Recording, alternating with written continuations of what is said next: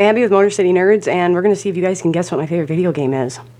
It might be different than what you think. I would say that my love for video games started at a very young age, and it started because my uncle, he is the one who bought us a PlayStation when it first came out, and the PlayStation came out, what? I wrote it down, 96, 95, the first one, and it's because he secretly wanted to play it. Now, my mom is, one of 7, and so my uncles were in like their late 20s and early 30s when we were younger. He used us as an excuse to get these consoles and then play them, and then if they liked them, they bought them. My uncles loved Resident Evil. That was their shit. Like when my Uncle Tom babysat me, he was playing Resident Evil, and if the dogs killed him, he was throwing a fit, and he was yelling at you if you were coughing too loud and making too much noise. Yeah, that was the only reason that we got the PlayStation 1, because we didn't have a lot of money growing up. And then I think my mom got us the PS2 when it came out because we loved it. And I'm one of 3, so we shared everything. But yeah, it started out with the Sega. We didn't have a Sega.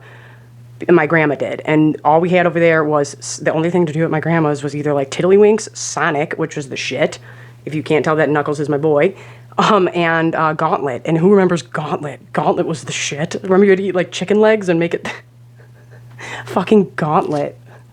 It was all on my mom's side. On my dad's side, my other cousins had N64, and that's where I played GoldenEye and Mario and all that shit when they babysat me. I think my oldest sister had an N64, but went ballistic, and that was like my mom's one. Okay, if my mom spends money, you didn't break that shit, because she wasn't about to buy you another one. My mom does not like spending money. She saved every little penny. Like, I'm grateful for that, because that's why we got to like play sports and stuff. But yeah, I'm pretty sure Marie threw a fit or something.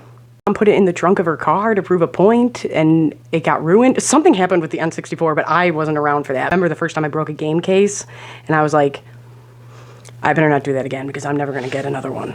People didn't know this, like, we were hardcore athletes growing up. Like, my sister was offered, like, full rides and shit, so we're already competitive people. Like, we just are. I am just the most into video games. And then it didn't help when I started dating somebody later on down the road who was in a sponsored Call of Duty clan, and I tell people this, and they don't believe me until I'm like, no, and I tell them what his gamer tag was, and it's like, if he was in your lobby for Halo when it came out, and Halo 2, you cleared your schedule. You used to, like, send shit to the house? Like, I don't know, like skins for controllers, and I don't know. That was, now that I think back on it, that was strange. That was like in 2009, 2010. We got a blueprint for like the ray gun or some shit for college, something like that. I don't know, but let's get back on track. That's how I started out. Was my grandma had the Sega at her house, but that's because my uncle lived with her and he had it. And Sonic, Gauntlet, that was all over there. And then my aunt had her kids, and they had the N64, and when I went over there, I played Mario and all that shit. And then the PlayStation came out, and my uncle got, technically, my sister the PlayStation, but we shared it. The PS2 came out, though. That was when I really got into games, like, personally, and my sister kind of got away from it. Like I said, we were athletes, hardcore, so that was like, we both still played, but that consumed her life, and I kind of had more time to get into video games. After, now, my next door neighbor growing up was the shit. He was the one who showed me Evil Dead. He was the one who showed me all Resident Evil 2, like all that. But he gave us a bunch of his games, and that's when I got Final Fantasy VII for the first time. And I remember getting very frustrated with it as a small kid. Like, I was probably, when did the PS2 come out? I have it wrote down. Was it 2000? Yeah, did it come out in 2000? December of 2000 or something? Just looked it up. It came out in March of 2000, but I remember we got it for Christmas in 2000, and this was a big deal, and this was like a shared gift me and my sister got. So I would have been 8, and I remember playing Final Fantasy VII on the PS2, even though it came out for PS1, and I got very flustered with it. I gave up on Final Fantasy VII at 8 or 9 years old very quickly. I was like, no, fuck this shit. Yeah, those ones are just some honorable mentions and how I got into games, and the first ones I started playing before we get to my favorites. But I do want to mention Modern Warfare 2 is my favorite Call of Duty. Run it back, terminal, 1v1 with a shotgun all day long, run and gun. I'll fucking murk you all day, every day. Said, like, girls complain about their guys playing video games, and I'm like, no, you don't understand. You don't understand unless you had 2 empty ashtrays and make sure there was Monster and have LAN parties for the WoW group or the fucking Call of Duty group. You have no idea. Think him zoning out playing his game for a few hours is bad. Try being the girl that has to fucking not only take care of everything, but when nobody's there for the LAN parties, you are essentially the bait. Honestly, that's kind of how I got good at Call of Duty, was I thought I was bad because I was always playing with these people that were so good. But here's the thing: is they all just wanted their kill ratio to go up. So Abby had to do all the things like capture the flag and all this dumb shit and like stuff that wasn't fun to people. And then my ex always told me you have to get good at one thing because you're a girl, and that was tomahawks and throwing knives. And I will run infected back all day.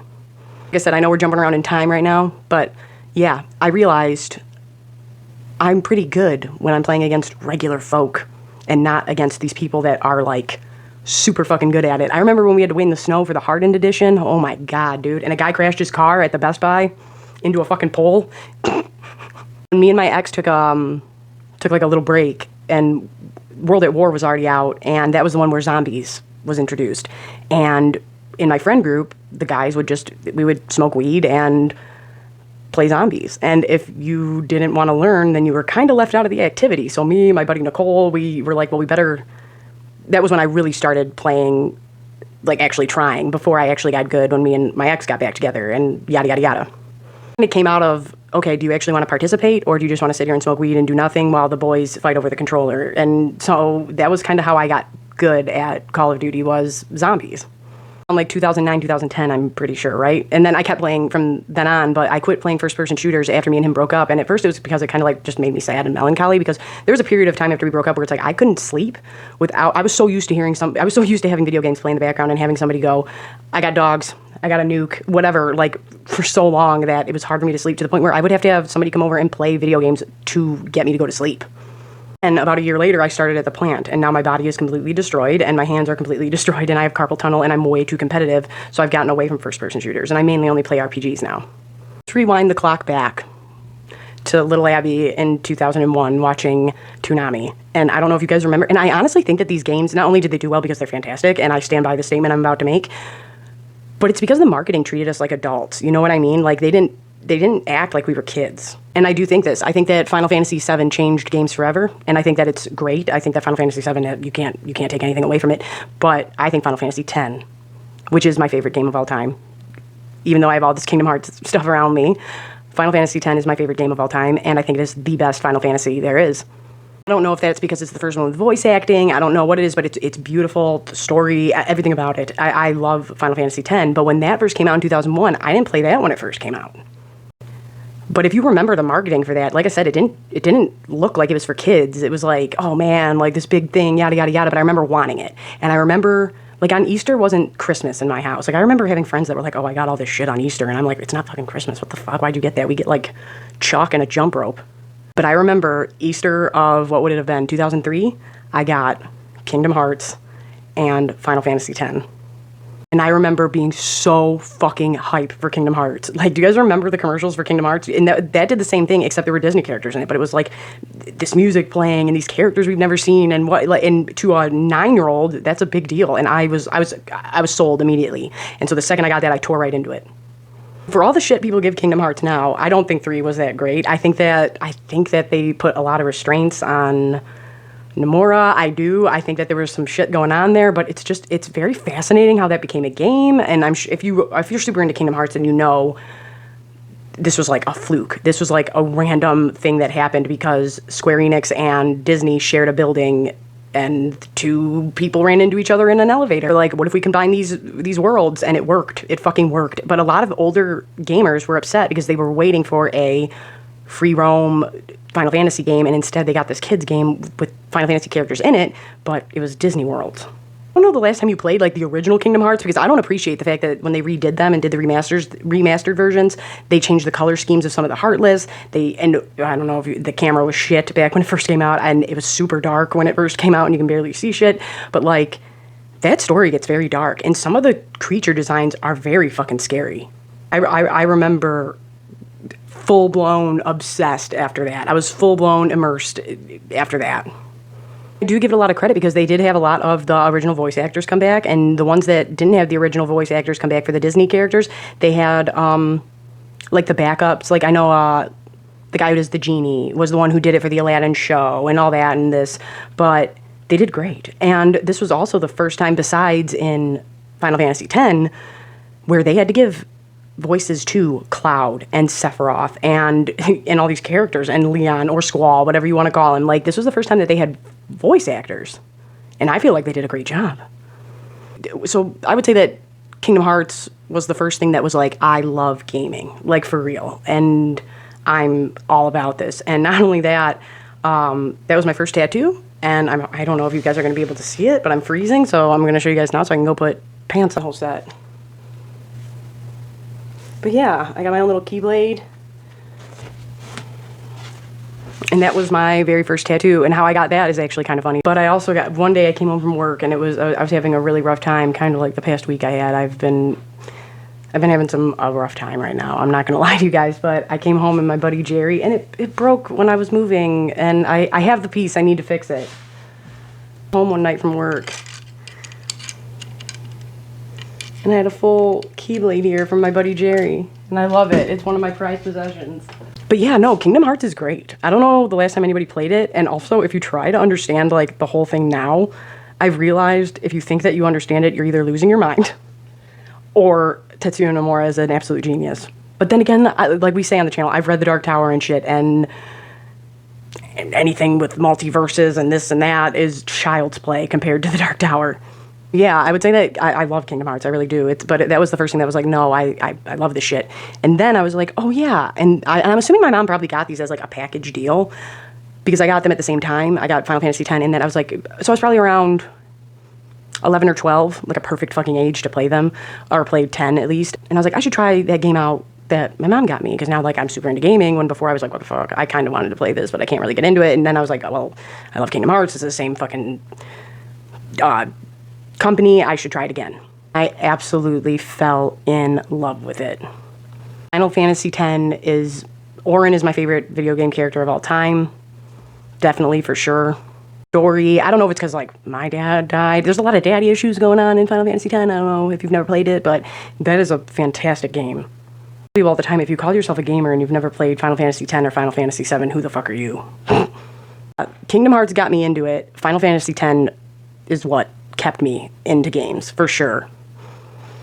Whenever I'm going through some shit, whenever I'm just overwhelmed, good, bad, whatever, I find myself being like, I just want to go home and play Kingdom Hearts, or I just want to go home and play Final Fantasy X. Like, those are my security blankets, I would say. And it's weird, like, because I never really realized it until probably the last couple years, and I was like, oh yeah, remember when I was going through that really hard time, what was I doing? Playing Final Fantasy X. Oh, remember when I was going through that really hard? Playing Kingdom Hearts. Like, they have a very, very close place in my heart. And not only that, they are great. And I don't know the last time you guys played them, but go give them a whirl.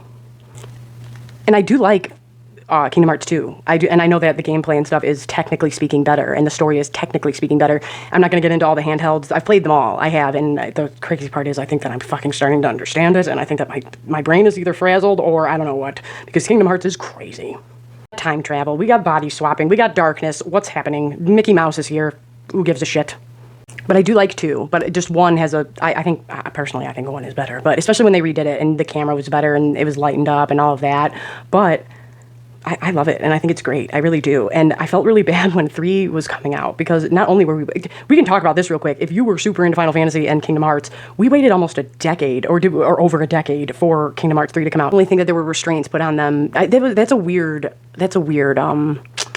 production of that game. But do you guys want to talk about some shit that really was fucked up? How bad they fucked Final Fantasy 15. Do you guys remember when I'm not talking about the trailer for 15. I'm talking about Versus 13. I'm talking about when back in the day, like, oh shit, what year was it? I don't know. I want to say like 2007, 2008, 2009, something like that. We got this small snippet of what was supposed to be Noctis in the back of this car coming out and fucking this military up. And it was bad ass, and it was Final Fantasy Versus 13, whatever the fuck, and then it never came out. It never came out, and I think that some people have hit the nail on the head, and that somehow Tetsuya Nomura is going to merge his ideas for Versus 13 and Kingdom Hearts together so that he can have his game back, and I think that's why we didn't have as many Final Fantasy characters in Kingdom Hearts 3. Now, if you played the DLC, you know that there were more, but I think that's because people were bitching. But yeah, no, I think he's still trying to salvage that.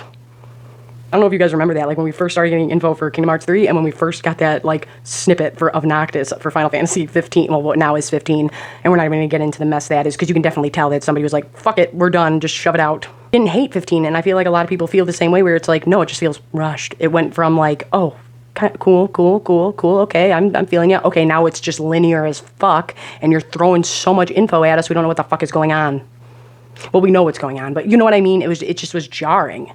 And you had great fucking characters and a great fucking world. What happened here? I will tell you what I do want, and I know that this is played out, and a lot of people, well, I don't think it's played out, because some people say that, because Final Fantasy X is the only one to get a sequel, so Final Fantasy X-2, and this confuses some people, is a sequel to Final Fantasy X. It's fucking crazy. I played it once or twice. I appreciate it for what it is. I know a lot of people who love X-2. I know they're called Final Fantasy 1, 2, 3, 4, but they're all, you know how American Horror Story has all different things going on, each season? That's how Final Fantasy is. We reuse similar names, similar things, similar spells, but they're different stories, all, you know, with the same shit in this, whatever. But 10 is the only one to get a sequel. I think that they need to make it a trilogy. But what I want is, and I know a lot of people have said this, I don't want them to continue with it, because then we're getting into the shit that they added with the remastered, with Eternal Calm and all that shit. I don't want to see none of that. I would love for there to be Final Fantasy X-3 with Braska, Auron, and Jecht, because his story and his pilgrimage is so different from Yuna's. Not only is Auron the shit, and I mean, I think we'd all love to see more of Jecht fleshed out as a character, and we know these characters enough that I don't feel like it would be played out, because if you've been on my channel, you know that how I feel about prequels, and I'm like, it's kind of fucking dumb. Why would we do that? We kind of know where they end up. But the difference between this would be Braska's kind of treated like shit. Yuna is praised and people are supportive of her and they really want her to get Sin and all this shit. Braska was the opposite. No one had faith in them. Auron was kicked out of the military for not wanting to marry some higher-up's daughter. He lost his position. Everybody thought Jecht was a crazy person and a drunk, which he was a drunk, but they all thought he was nuts, saying he was from Xanarkand. And then Braska turned his back on the church in their minds and married an Albed woman, which was a big fucking deal. And they were like, you can't do that. So they were like essentially spit on throughout their pilgrimage and told to go fuck themselves. So I think that having the contrast of Final Fantasy X, and if they did this for Final Fantasy X-3, that would be very cool to do. I could see them adding in other party, either just leave us at the 3 party members or make it like Final Fantasy 15. I wouldn't mind it being turn-based. I love turn-based games. I'd see them like adding people in that you get at certain parts of the map. Like that would be cool. Oh, and anybody shitting on Kimahri. Kimahri's my favorite character. I'm a Lulu stan also, but Kimahri's the best, and you need him if you want to do no sphere grid. If you haven't ran it with no sphere grid, then you don't know shit about Kimahri and what he can do. Age. So I think I started that when I was like 11 or 12 and probably finished it when I was like 13-ish, and it's like the characters are 17, so it's like I was just at the perfect age to play it. And I will say that Final Fantasy X is my favorite game of all time, and Kingdom Hearts is very close second. Both have a very special place in my heart, and I would love to see a Final Fantasy X-3 that isn't this bullshit that they...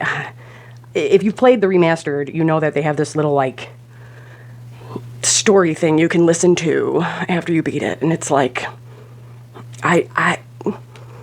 it's fine if you know the fucking, if you've like looked up the, there's a whole thing of summoning and like Yuna being able to summon Tidus from the far plane and all this shit, and it's like, that's fine, but let's not, like, and if you are going to do that, you definitely need to polish this shit up, because I don't think, and I know it's only like, what, a 10-minute, not even thing that you can listen to, but it's, the characters aren't likable, besides the ones we already had. And I just don't see the point in doing that. I mean, I guess for a new generation, but it's like the Final Fantasy X is so good. Why do this? And if you don't know what I'm talking about, look it up. I'm sure it's on YouTube. If you played X-2, I'm not giving anything away because he does show back up, but there's a way that I don't know, it's all fucking crazy is what it is. But I'd rather see Auron, Braska, and Jecht on the road. And then, like I said, as you go through different parts of the map, like, you get somebody different. Like, you could get Rin fighting with you at one point, and then whoever at another point, or whatever the fuck. I think that would be really cool. Also, put some respect on Donald Duck's name, because he's the best one in Kingdom Hearts, and he's the only one ever in the entire series of Final Fantasy or Kingdom Hearts to use Zeta Flare, and that was badass. And that's the best scene in all of Kingdom Hearts 3, is when Donald used Zeta Flare, and Goofy's like, Donald, don't, because it's gonna kill you, and he's like, fuck that shit, I'm Donald Duck. Yeah, I've been trying to talk about video games on here for a long time, and just like ones I love and care about and whatever, and sometimes I stream on Twitch, but I don't know what the fuck I'm doing apparently, because some save, some don't. I think my shit just sucks. But either way, yeah. I've been meaning to talk about games. I love video games. I really do. I just got away from playing them a lot because of my carpal tunnel and my body falling apart, and yeah. But yeah, if you want to hear me talk about games more, let me know what you want me to talk about, or I'll just talk about whatever I like. I don't care. But yeah, I'm Abby with Motor City Nerds. Remember to like, share, and subscribe. It really helps me out a lot. And yeah, at 400 subs, we're going to do a giveaway. I don't know what the giveaway is going to be this time. Last time it was super cool Loki horns. Everybody stay safe out there, especially if you're in Michigan, because it's fucking freezing.